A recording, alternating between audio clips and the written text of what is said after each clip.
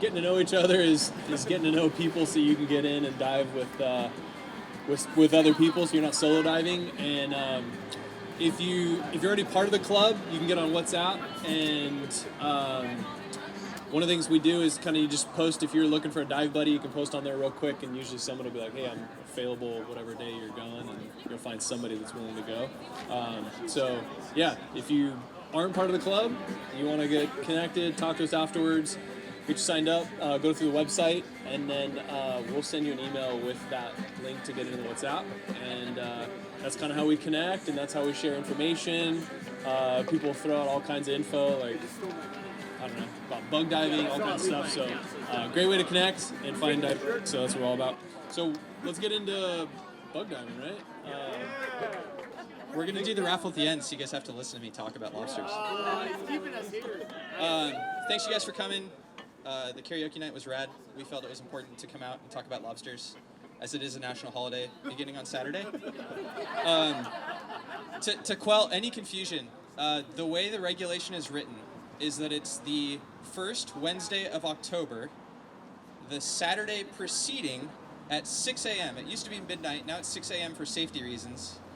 So you go to the first Wednesday of October, and then you go backwards to that Saturday. Last year, it was the 2nd of October. This year, it's the 1st of October. I think next year, it's going to be the 30th of September.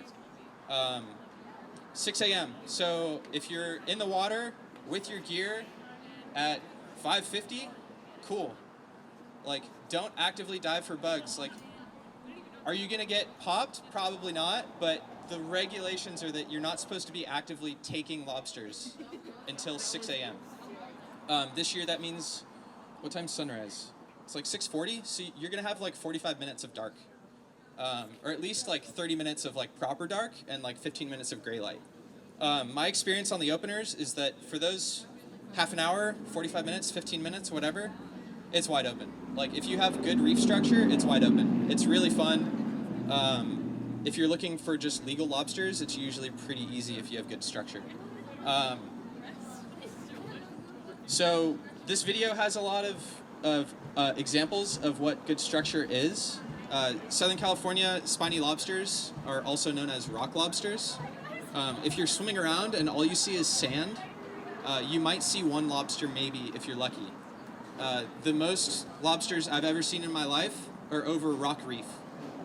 If you look at Navionics, if you look at Google Earth, and you pay attention to where the marine protected areas are and don't dive in those, unless you're just going to look, you'll have a lot of options for where some good reef structure is. If you're also in doubt of places to start looking, it's a really good idea to look at the bottom of your lobster card, because the lobster card has you fill out the month and then the day, your gear code, and then your area code, or maybe it's your area code then gear code. The area code will list things from, I think they have all the way up in Point Conception all the way down to the Mexican border. And there's specific spots listed. There's a reason they list specific spots. There's a reason they will say, like, whatever, Marina Del Rey breakwall, or like Dana Harbor breakwall. There's a reason why those zones are individually put on there. Those are John's spots. Yeah, those are Betsy's spots. Dive them. They're good. Yeah, so if you need ideas, if like the group chat's helpful in that too. You'll find that people might be a little more forthcoming in the group chat with information or with wanting to dive, as opposed to like on Instagram. If I have randoms hit me up, I'll be like, hey, have you been to a meeting? But if somebody DMs me on the group chat and they're like, hey, I want to go out for pelagics, or hey, I'd like to go lobster diving, I'm a lot more readily going to be like, yeah, cool, like, hey, here's what my schedule's like when you free. Lobster regulations in Southern California, there's 4 ways to take lobsters. Hoop net. The 2 different types are collapsible versus rigid. On scuba or freediving. Freediving is gear code number 4. Hands with gloves. I highly recommend gloves.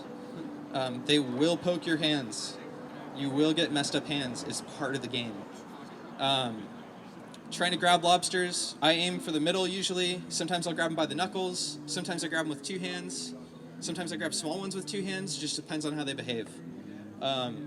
Again, reef structure kind of look like throughout the day or throughout the evening or wherever you're diving, whenever you're diving, I'll pay attention to where in the water column the lobsters are. Sometimes they're really shallow. Like, you'll be surprised. You'll have a piece of rock structure coming out of the water. You go right to the water line, and there will be a 4-pounder sitting right underneath the water, just hanging out.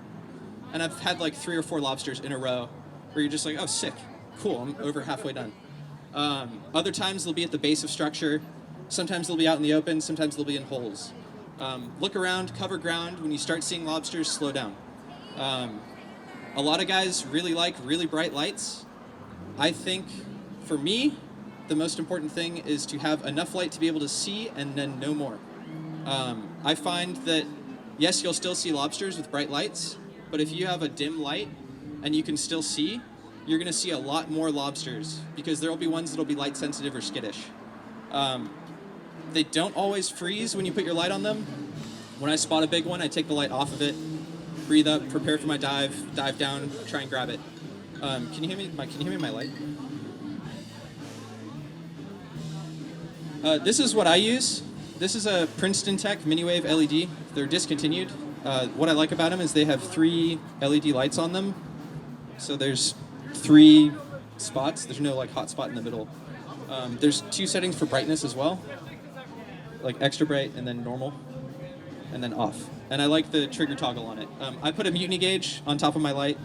The mutiny gauge has a little bit of an edge on it, so you can cut kelp if you get tangled in kelp. If you get tangled in kelp, just relax, go to the surface, you'll be fine. Measuring lobsters. I brought a lobster carapace from last season. It smells really bad, but if you want to come take a look. This was from a 9-pounder that I grabbed on the opener, and it's lived in my freezer since. So you take your lobster gauge, and you either put it in the horns. Yeah, so the reason I like the light fixed on, or the gauge fixed on the light, is that at night when you have no light, you can actually see the lobster and make sure it's legal size. So you go in between the horns, swing down, and if it clicks here, like Eric showed you in the video, it's short. Or if you go from the bottom and it makes the eyeballs move, it's short, let it go. When in doubt, let it go. There's plenty more in the reef. The tickets are on the range of like $400 to $500. It's totally not worth it. You could buy a new wetsuit for a lobster ticket. Not to mention that they then like keep an eye on you, and if you have more violations, you could lose your ability to fish in SoCal. It's just a lobster, guys. It's not that important. Another thing, most of the time when we're diving for lobsters, we're diving around structure. Sometimes there's undercuts, sometimes there's caves, sometimes there's underhangs. I bonked my head last season. I've got 2 scars on my forehead, and like was lucky I didn't knock myself out. I was diving when it was really surgy and got sucked under a ledge and swam right up into it. I was okay, but I could have not been. And I think the most important thing, or my take home from it, is to just be careful. When in doubt, take the safe route or whatever. Like, that's not that I wasn't intending to rhyme, but it's more just like, if you're gonna do risky stuff, you're gonna probably find yourself in sketchy situations. Like, be conservative. If you see like a 10-pound bug in the back of a hole, like, and you can't get it, just wave at it. Like, yeah, hold my feet, right? If I cross my fins, pull me out. I've heard guys say that. It's like, dude, for a lobster, like, what's your breath hold? Like a minute, maybe, when you're diving bugs? Like, that's a long time, and like, it's just a lobster. Like, usually, yeah, Chris got a big one. Yeah, that was a San Diego bug. I know where it's from, but I'm not allowed to say. Yeah, it's a Carlsbad one now, supposedly. Some hoop netter's probably going to pull it up. But anyway, it's really fun. I love lobster diving. Blake describes it well, saying it's like hiking underwater at night. A peaceful, calm night when it's crystal clear is like some of the most favorite diving that we do. I've grown to love patty hopping. It's probably one of my favorites for offshore stuff. I love diving islands, reefs, yellowtail, stuff like that. I don't really mind diving halibut. It's pretty fun sometimes when they're around. But lobster diving is how I started diving, and it's what I love. And it's what I hit really hard during the season. And so I get super, super excited. But yeah, look at a map, find some friends, go have fun. If it's really gnarly conditions, visibility is usually not going to be pretty good. If you are diving in conditions that are a little bit rougher than what you're used to, and you're comfortable going a little bit deeper, look at structure in like the 20 to 30 feet range. Like, you don't have to be right up on the rocks getting washed across, muscle-covered rocks. You could be diving the bottoms of the structure and still do really well. Does anybody have any questions or anything specific about lobstering or lobster diving or anything lobster related? Do you take a gun when you dive? I personally do not take a gun. We're going out on the opener off of a boat. I'm going to have a gun on the boat, but it's mostly so if my buddies don't want to dive bugs and want to look for halibut, they can. A few years ago, we had a fellow diver who's in the OC Spiros, who's a really talented diver, have a limit of bugs on his belt or on his waist, and proceeded to shoot a fish and tangled up. And he didn't make it. He's actually a friend of mine, mutual friend of a bunch of other people. And I said hi to him like 20 minutes before he drowned. He was task loaded. He had made this mistake previously and had gotten away with it. And my understanding of the way the ocean works is that it gives you one chance, and then it doesn't give you another one. So you make a mistake that could be fatal, and it says, that's a warning. And then you keep doing that stuff, it's going to take your life. Ocean doesn't care. I think that you can definitely be effective with like a halibut hammer. People definitely have success shooting fish and diving for lobster at the same time. But in my experience, when I dive for lobster and bring a gun, I'm half distracted with both things. I can't focus. If I'm going to dive bugs, I'll dive bugs and dive it efficiently. And then if I want to go dive halibut, I'll go dive halibut efficiently. And if I see a big lobster, like I had a night where I was diving out front of my apartment. I live in Corona Del Mar. And I was looking for halibut. And I swam across the reef, and there was like a 4-pound bug. So I grabbed it, and then I swam in. Sorry. And I was just like, all right, cool, we're done. It's like, let's go home. It's like I didn't have a lobster bag. I had a gauge on me, but also like I knew that bug was legal. And that was my dive. And for me, like, it's about having fun. Like I used to get tied up in the ego. I still do occasionally. But dude, I just want 7 legals. I don't care if they're big or not. It's like big ones are fun, but yeah, seven legals or 2 legals or whatever. I mean, for me, my buddy Lance says it well. He's a freedive instructor in Redondo. He's like, any dive that you come back from is a successful dive. So, there's a lot of like, people put a lot of faith or a lot of weight into like the size of your fish or the size of your bug or how many you got or, how efficient you were. Like, no, have fun, learn, dive with good people. It's a good time. Last thing. When I measure my lobsters, I have my light in my right hand. I'm right-handed, but I tend to grab bugs with my left hand for whatever reason. And then I'll grab the bottom of the lobster at the legs with my left hand, and then measure it with my right hand. I find that to be the most efficient, most effective. I have yet to take a short onto shore using that method of measuring lobsters. The retractable thing on your hip with the light, and then you have to hold your light with one hand and hold the bug in between your legs, just try and measure it and light it up at the same time. And then you're like, hey buddy, can you light it up for me? And then the wave goes and he lights you in the face and you can't see. Yeah, it could be a mess. So for me, this is my preferred method. I highly recommend trying stuff out, seeing what works for you. I use mutiny bags. I find they're the least drag, the most comfortable, the easiest for me to put lobsters into, the most durable as well. Trident has a bag with a hoop on it. Some people wear that on their waist. Some guys put it on a float. Moray has a bag that's really big but decent. It's fine mesh. Petros has a bag that's a Spear Pro bag. There's a lot of options. I know some guys really don't like putting a net on their waist, and so they'll either take a float and have a float line to their bag and leave their bag on the bottom, or they'll float their bag and have a float line to their light and then swim around with their light with a gauge on it. And that way they can go back and forth and taxi their bugs into their bag. And then, very last thing, and I'm going to hand it back to Nate. When you guys dive on the opener, measure your bugs in the water. Do not step onto the shore with any bugs that are questionable. They will stop you, and even if you proceed to throw one back, they will write you a ticket. If you're on a boat, for whatever reason, you're allowed to measure them on the boat. But if you're on shore diving, measure your bugs in the water, and then get out. And then you're good. Make sure you have 7, make sure they're 3 1/4 or larger. If it fits tightly, it depends on what agent you get. Some guys are cool, and they're like, yeah, that's a good one. some guys will jam it on there, and if it fits, they'll still write you a ticket. Go figure. I haven't been checked in the last 2 years. I don't know why. I've been checked during the daytime at Crystal Cove. I've had police officers in Palos Verdes be like, "What are you doing?" I'm like, "Diving lobster." They're like, "It's 1 a.m." I'm like, "Uh-huh." They're like, "Oh, how'd you do?" But yeah, follow the regs, respect MPAs, be respectful with the officers when they stop you. If you do have a short, just own it. They're way cooler if you just are like, "Yeah, I messed up, I forgot to measure it," or "Yeah, I thought I got that one, but it wasn't." If you start arguing with them, that's what they do for work. It's like trying to argue. It's like trying to argue with a motorcycle cop about a speeding ticket. They're gonna write you a ticket anyway, so just own it. Yeah. So, anyways, I'm gonna hand it back over. If you guys have any questions, yeah, Betsy. Yes. The lobster gauges will all say 3 1/4 on them. I also recommend, if you're in doubt, get a ruler or get calipers or get something and check your gauge.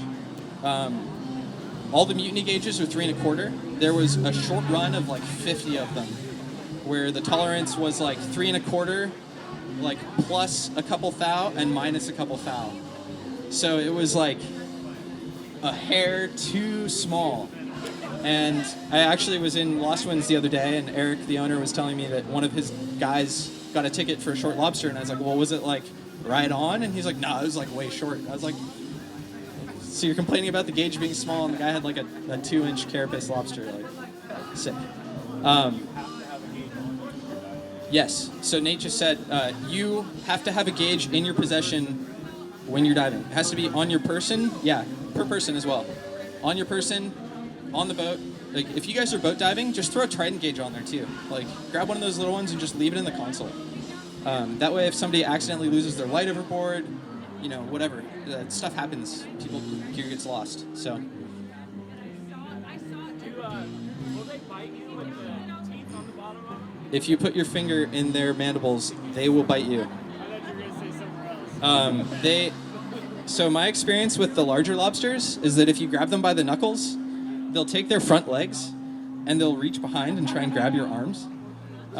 If you grab them, if you get by both knuckles, you pretty much have that thing. The bigger the lobsters are, the harder they are to get into the bag. Just be patient. I've had to like pin a lobster to my hip and then pull the mutiny bag over the bug. Yeah, these are quality problems to have. But the thing that messes up my hands the most are the horns on the front of the lobster. I'll be reaching in to try and grab the knuckles and like poke a finger. I'll get like deep pokes on my thumbs and it'll just like hurt for a week. And then I'll get cuts on like the outside edge of my hand. I tend to grab with the leading edge of my hand going forward and lunge at the lobsters. I get about like this far away and then pounce on the lobster. It's weird at first. The very first lobster I touched, I like touched it and then like, ugh. But once you like grab a few, you get comfortable and confident with it. It's really fun. Yeah, nice nights lobster diving is like my favorite, absolute favorite. So go have fun, you guys. Be safe. Remember, it's just lobsters. Get home safely. It really doesn't matter that much. Okay. Lots of good stuff there. John is a legend. He's the only person here that really gets triple-digit lobsters. So, all right, so you guys can tell I'm a videographer and editor. I am not a graphic artist, designer, as you can tell. Casey's PowerPoint was absolutely incredible, so great work there. But you get the point, right? If you want to dive, you need a lobster card, fishing license, and a gauge. That's essential. Other things, wetsuit, glove, mask, like dive weight, wetsuit. A lot of people get away with surf suits. One thing I've realized in the past couple years is layering up suits. Like if you have a surf suit and you have like a shorty, sometimes you can put the shorty on underneath it, and like different layering can make it go a little bit farther because we're getting into the winter and things get pretty cold. Otherwise, a 2-piece open cell is kind of the go-to 5 mil out here. I'm a sissy and I pretty much dive in a 7 mil year around. So the next thing is how to, it kind of gets into safety stuff. So most of the time, I guarantee you, if you're new to this, or even if you've done it a lot, most people get into the water, and you're with your friends, you're like, all right, let's do this, and then everyone's just like, poof, gone. And everybody's on their own and doing their own thing, and it makes sense because everyone's kind of got a game plan, and they're doing their own thing. But the more I've dived, the more I realize that, you find somebody you can dive with and get a good dive buddy, it's amazing how much more productive you can be. You put two heads together and you can cover a lot more ground, you can communicate. So I think that's one of the big things. Easy ways to kind of be visible to you and your buddies is glow stick on the snorkel. You just like zip tie it, tape it to that. That way it's always easy to find your dive buddies when you're in the water. The next thing is going to be strobe on the waist. So they sell like those beacons or things I saw at Merrick's where as soon as you hit the water, they start strobing. And there was a couple nights diving with Nate and some other people where they'd go down and eventually I couldn't even see their light or anything and I'd lose them, but I could always see that strobe. So it was like I could always find my dive buddy in the water, even no matter how bad the visibility was or anything.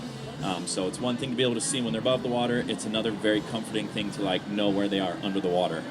I don't know, lobster grabbing technique. Personally, I always like to say the antenna are like the game operation, where if you like touch the edge of it, it's like, right? So I feel like the antennas are the same thing. Like if the antennas touch you, they know and they're gone most of the time. So oftentimes my trick is just give them some squid fingers over here and get their attention this way so that you can kind of come in from behind them with the other hand and grab them. I think it's less about actually trying to like grab them and more just mash them and hold them down. Their tails are what allow them to really jet and run. And if you're holding them down, their tail is on the ground and it can't jump and go. So a lot of times if you can just pin them, then you can readjust your hand to get a good grip and bring the bug up. Whereas if you just try to grab them, you don't get it perfect every time. And the same thing too, the more you can restrict the tail, the less that they can jump. So when I grab them, normally I'll just grab the tail right along the spines. As long as you have a good glove, it's not going to go through the glove. And if you hold their tail, they can't jump. Same thing when I'm measuring them, sometimes I'll put them on my leg and they'll just grab onto your leg. And they're not then just jumping and kind of coming out of your hand. Right, you can't assist your lobster in any way. You can't use a tickle stick, you can't use anything. The only thing you can use to catch a lobster is your hands. Even if you have like a spear gun and you try to like tickle them out, right? That's illegal. You can't do that here. 7 lobsters a day.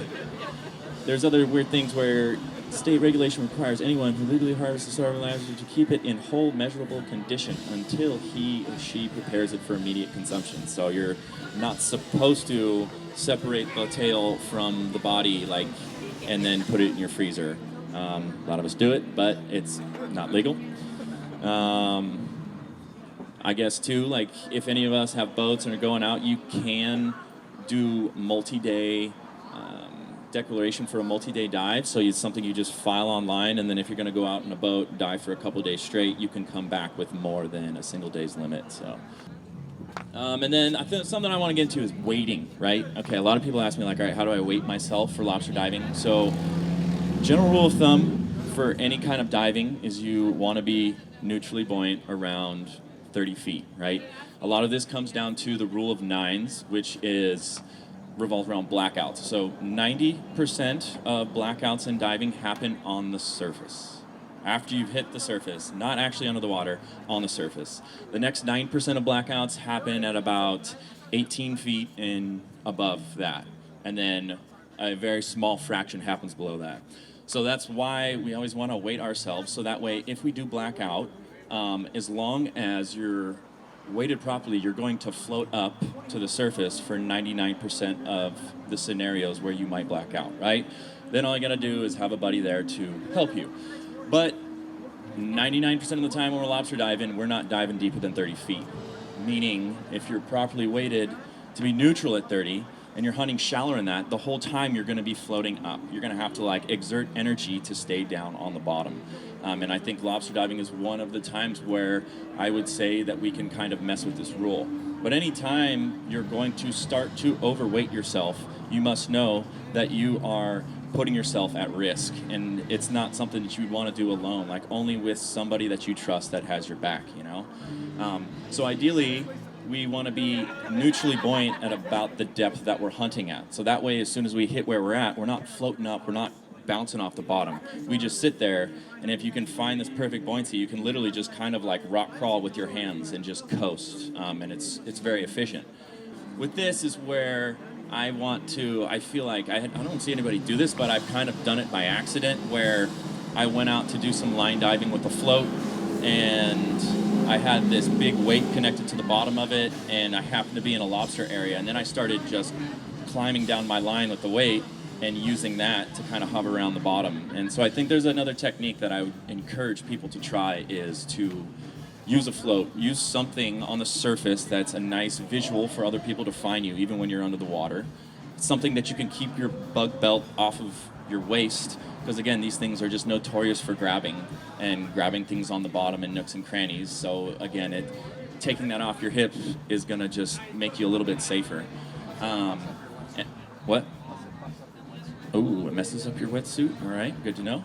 And so the technique would be you catch a bug, you put it up on the float. On the float, you have a line that's connected to, let's say, like a 5-pound weight or something. So that way, you can weight yourself to be neutrally buoyant, so that way you're going to float up, but then you have this weight that's going to actually make you negative and drop you down to the bottom. So that's going to make your descents a lot easier. You can get down, you're going to stay down. And then if you see something, there's oftentimes you see a good honey hole, but you're at the end of your breath, you're like, all right, I gotta go up and then I'll come back down.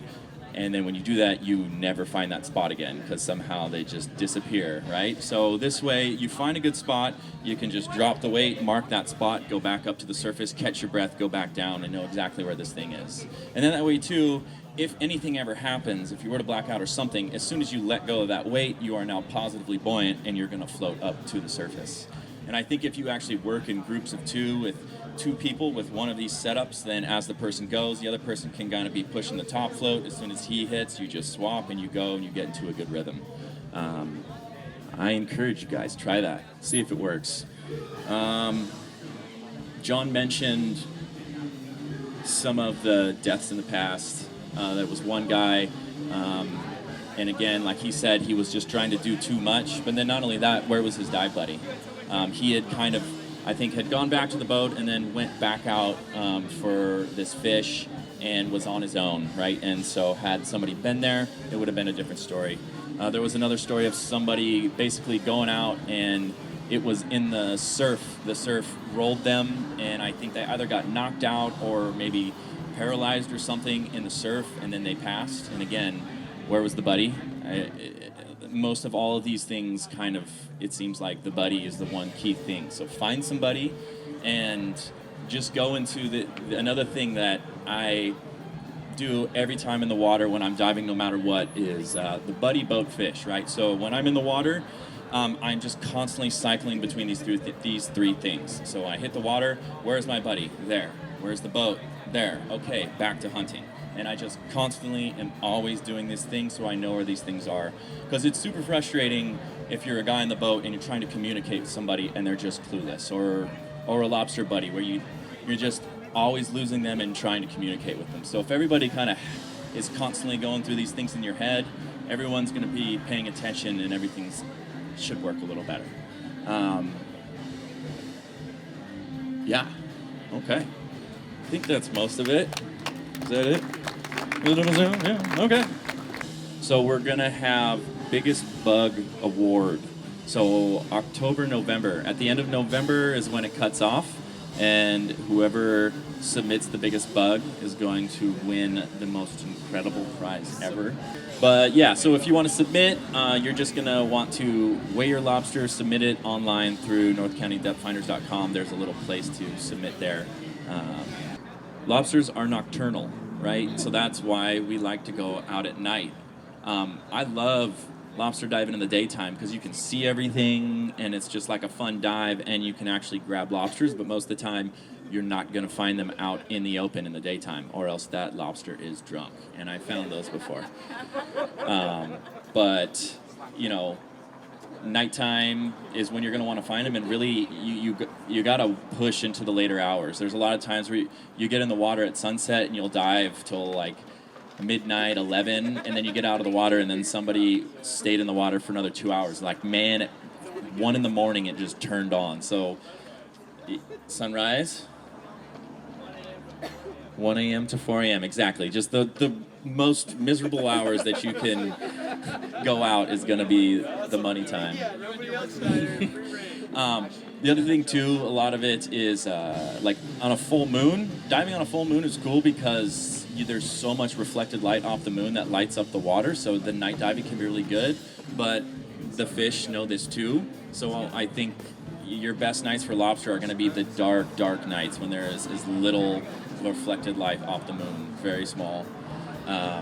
Slack tide is oftentimes something that we use because water, during when the tide's pushing and pulling, it's pulling that water in or pulling it out, and slack tide's this moment where it kind of stops. So oftentimes we can get better visibility around slack tide. So that's another time when we tend to try to target them.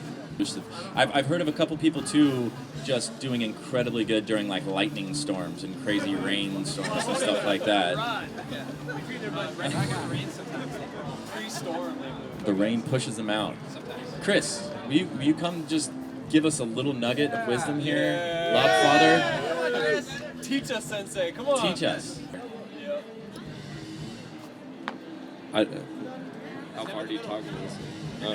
Okay, I'm going to talk, but I'm not going to look at anybody. Just don't stand in front of the speaker. Okay, lobster. These guys covered it very well. No full moons. Go at slack tide. Go where nobody goes. Don't go where everybody goes. That's the dumbest thing you could do. It's cleaned out. Don't go to Oceanside Harbor. It's 3 months into the season. You're not going to find anything. Eric Rush found a Magnum revolver. He's like, check out my bag. 4 lobster, big octopus, boom, murder weapon. Just, and I'm not one to say this. Diving alone is stupid. All I do is dive alone. I'm stupid. Safety is a big thing. One of the last days of last season, I was pretty gassed. I probably swam about a mile and a half of coastline in the harbor, or in the bay, San Diego Bay. And I was really pushing to get 2 more. And I was like, I know this spot. I got to push them. For me, deeper dives, I smoke a pack and a half a day. So anything over 10 feet is deep for me. But honestly, for lobster, you don't got to dive more than 15 feet, if that. I've gotten 6-pound bugs in 3 feet of water. I didn't even have to dive. I just reached down. But I'm a lot taller than everybody else. So I was coming up from a dive. I was pushing a sketchy area. And I grabbed 2 bugs. Boom, hit my limit. This is by about 3:30 in the morning, San Diego Bay. I'm tired. I just worked 9-hour shift till 1 in the morning. And I'm surfacing, and I feel it's around my leg. Oh, what am I caught in? Some braid line. And I'm about 2 feet from the surface. I'm like, oh my God, I'm almost there. Have your knife ready. Have it ready to rock. Pull that thing out, cut yourself out. I got lucky. The spot I was at, super quick drop off. I was 3 feet from rocks, so I got lucky. I could cut it off. I was gassed, grabbed my rocks, made myself safe. It's no joke. It'll go wrong like that. Anyways, where to find him? Go where nobody goes. Go really late. Always go at peak, high, slack tide. That's what I do. I'll check it for 2 weeks ahead of time. And low-key, I'm like a weird psycho OCD guy. I'm sure everybody knows this. I will log in my own notes what day is the best times and at what high tide and at what time of night it is, and I'll plan my schedule around that. Just go explore. Don't anywhere you think, oh, there's probably not lobster there. Guaranteed there is. Like, sometimes murky and sketchy, if you got somebody with you, it works to your benefit. The clearer, the more they can see you, the more they can feel you. Sometimes you get in the murk and the sketchy, you're going to limit fast, and there's going to be big ones. Just be smart, and the more you try, the more you get. That's it. Yeah. Beautiful. Wise words from the man. Yeah, I think the knife thing is huge. Carry a knife, carry 2 of them. Like, have one, in case you can't get to the other one.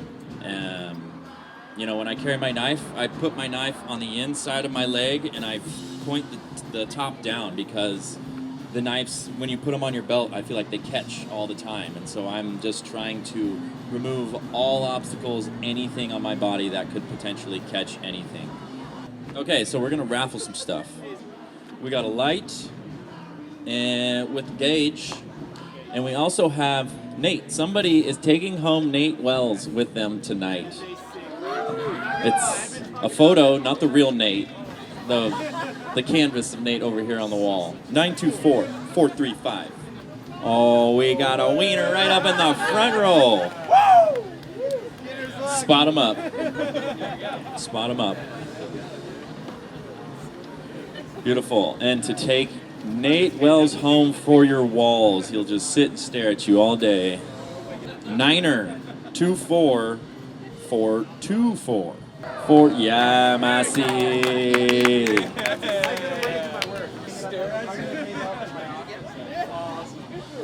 Always watching, always judging. Oh, yeah, sure. Proof it. Get out of here. All right, guys. So yeah, that's we'll kind of wrap it up here. Let everybody kind of mingle, share secrets amongst each other, and yeah, stoked everybody made it out tonight. We were gonna do this online, but I figured we'd have some people here, so it's awesome seeing all these faces here. So stoked you guys can make it. Thanks for coming out. If you guys join on the website, it'll put you on an email list. You'll get an email every month with not only Mike Jones's newsletter, which is phenomenal, required reading, summer school mandatory, things like that. And then you'll get a list of the roster of the club, and then and a link to access our WhatsApp group chat. There's fun, there's useful information, there's boat rides, there's training opportunities with underwater hockey. And if you're interested in underwater hockey, please go see Casey. It's actually really fun. And if you guys have any questions or anything else, talk to Nathan Melda. Thanks. All right, one last thing. Promise. So I want, just in case, I think the only time you'd ever know this is if you've taken a freediving class, and not all of us have. So how do you figure out your weighting when you're in the water? Normally, to properly check it, you swim to 30 feet, and then you sit at 30 feet, and you wait and see if you sink or float, right? That's how you truly tell it. But, you know, if you're lobster diving, you normally don't even have 30 feet of water to check it. So you can do a surface buoyancy check. There's a couple different ways to do it. So you do them on different inhales, and then you sit and float, and you see kind of where you're floating at, right? So the first one would be on a full inhale. So you breathe in as much air as you can. You get your body nice and straight in the water to not change kind of how you're bobbing, and you sit and float. You should be around your collarbone area, right? So if you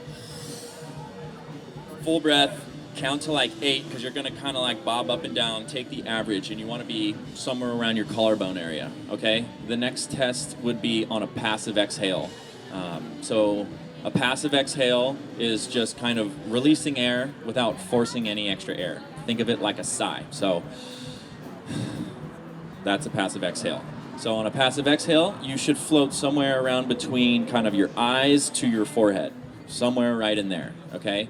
The big thing with this is a passive exhale is what your body's going to do if you were to black out, right? When you black out, you release the air that you have, and then the jaw locks shut to protect those airways. So on a passive exhale, as long as you still float, you will stay and float on the surface. Now, on a passive exhale, if your head's down below the water, you're weighted pretty heavy, and if you were to black out, you're not going to come back up to the surface. You're going to stay under the water, right? So using those things are a good thing. Like every time you get in the water, just kind of check your buoyancy, kind of see where you're at, and adjust things accordingly. Sweet. All right, power to the people. Last thing. Before your dive, you put the day and month, area code, and gear code. After your dive, you fill out how many you've retained. If you don't fill out your card before you dive, you can get a ticket. Usually they'll give you a warning, but you can be cited for not filling out your card. So fill out your card, because it's intent to take. And if you get out and you take nothing, put a 0, and then fill out your lobster report cards at the end. The season goes through March, you guys. We got a lot of time. There's a lot of emphasis put on the opener. There's a lot of emphasis put on the closer. All the months in between are also good. The best time to dive is when you have time to dive, and it's nice conditions. So go dive. It's fun. Okay, thanks, bye.